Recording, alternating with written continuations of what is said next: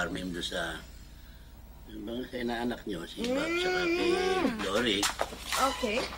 Yung kanilang bagong kwarto, pa-bless namin. Siguro, kailangan kong maganda.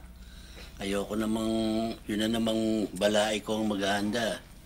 Si Maring Mitch Bridge nyo, baka siya na naman na maganda, siya na naman ang gagasta. Gusto ko, ako naman, baka sabihin ng anak ko wala naman ako nagagawa sa kanya. Meron ba? Naku, Cosme, parang awa mo na. Yang tribo yung sariles, ganyan ang ganyan. Wala na ginawa. Puro pride ang pinaiira, wala namang pera. Aminin mo na, gipit, ipit, sipit. Ayun, babalik ka na naman. Mahiyahiya ka naman, Cosme. Diyos ko, day. Bagong taon, bagong buhay. Ipasok mo swerte, wag yung kamalasan, no? Hindi, ikaw inuutangan ko, si Ma'am. Esteban, Hindi mo naman pera yun eh. Oo nga. Na, Kevin, my comparing Kevin. Na, para hindi ka na gumastos sa handa na ito at magkanda utang-utang ka pa. At alam mo naman itong si Maring Lori, mukhang sasama ang loob kung hindi siya makapaggastos, no? Si Bridge. So, yeah. Si Bridge, si Maring Bridge. Oh, mahilig gumastos kayo yun. talaga. So, lahat na lang tayo gagastos, okay?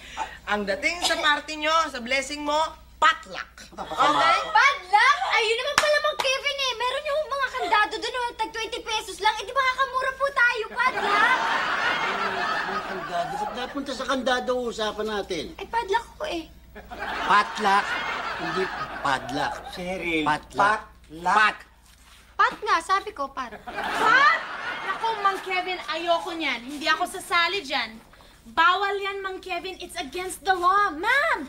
Pot session, hindi ba sabi nga, stay away from drugs. Say no to marijuana. Tapos magpa-pot session tayo? That's illegal. Illegal? Kaya pala ito, alam ng araw na ito. Ma'am, paano kumikita ito opisina? Puro ganito ang mga tao mo. Ano, puro taho laman ang utak nito. Cheryl, potluck. Makinig ka tayo kapag makinig ka sa mga hilo. Potluck.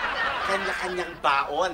Pat asin kaldero. Magdadala na lang kami, may laman doon. Bahala na kung anong masarap na dala. Ganon.